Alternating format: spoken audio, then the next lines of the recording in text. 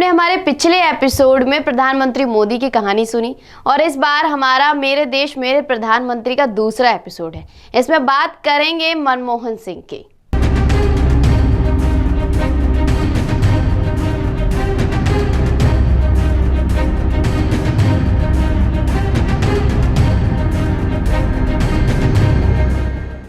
अठारह मई 2004 वो तारीख जो कांग्रेस के लिए बहुत ही अहम और मुश्किल की घड़ी बनने वाली थी। दरअसल चुनाव के परिणाम के बाद सोनिया गांधी आधिकारिक तौर पर घोषणा करने जा रही थी कि वो भारत की प्रधानमंत्री नहीं बनेगी, जिसके लिए सभी पार्टियों की बैठक बुलाई गई।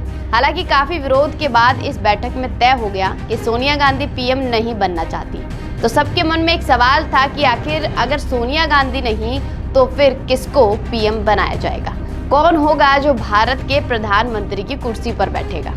चारों तरफ बातें होने लगी कि सोनिया गांधी ने पीएम बनने से मना कर दिया क्योंकि उनके बच्चे नहीं चाहते थे कि वो पीएम बने। दरअसल राहुल और प्रियंका को डर था कि यदि सोनिया गांधी पीएम बन जाएंगी तो उनको भी इंदिरा गांधी और राजीव गांधी की तरह मार दिया जाएगा। राहुल ने धमकी दी कि वह मां को प्रधानमंत्री बनने से रोकने के लिए कोई भी कदम उठा सकते हैं और उनकी ये धमकी हल्के में नहीं ली जा सकती। उन्होंने सोनिया को सोचने के लिए 24 घंटे दिए। उस वक्त काफी सोच विचार के बाद सोनिया गांधी ने अपने विचार बताए कि एक मां होने के नाते राहुल की बातों को नजरअंदाज करना उनके लिए संभव नहीं और वह प्रधानमंत्री पद की इच्छा छोड़ रही है। इस उथल पुथल के बीच 18 मई 2004 की सुबह सोनिया गांधी सुबह जल्दी उठी, राहुल और प्रियंका के साथ चुपचाप घर से बाहर निकल गई। सोनिया की कार राजीव गांधी की समाधि पर पहुंची।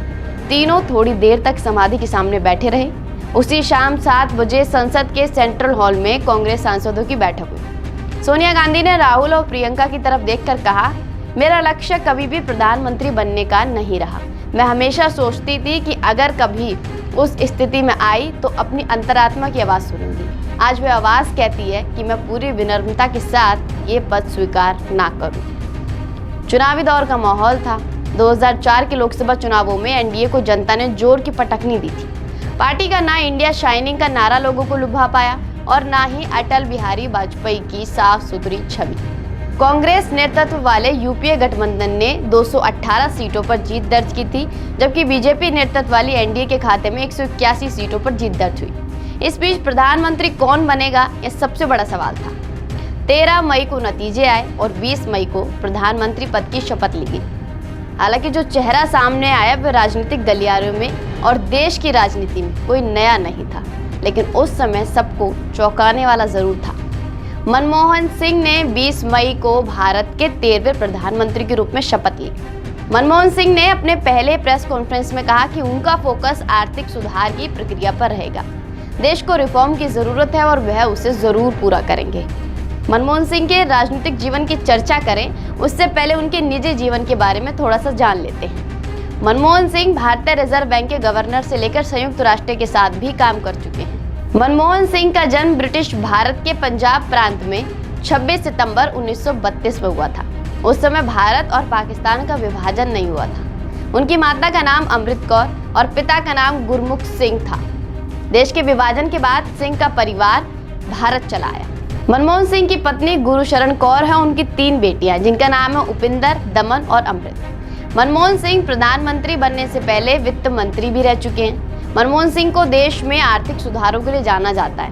वह पीवी नरसिम्हा राव की सरकार में वित्त मंत्री रहते हुए आर्थिक क्षेत्र में कई बदलाव लाए थे। भारतीय अर्थशास्त्री के तौर पर उन्हें 1982 से 1985 तक भारतीय रिजर्व बैंक के गवर्नर नियुक्त किया गया था।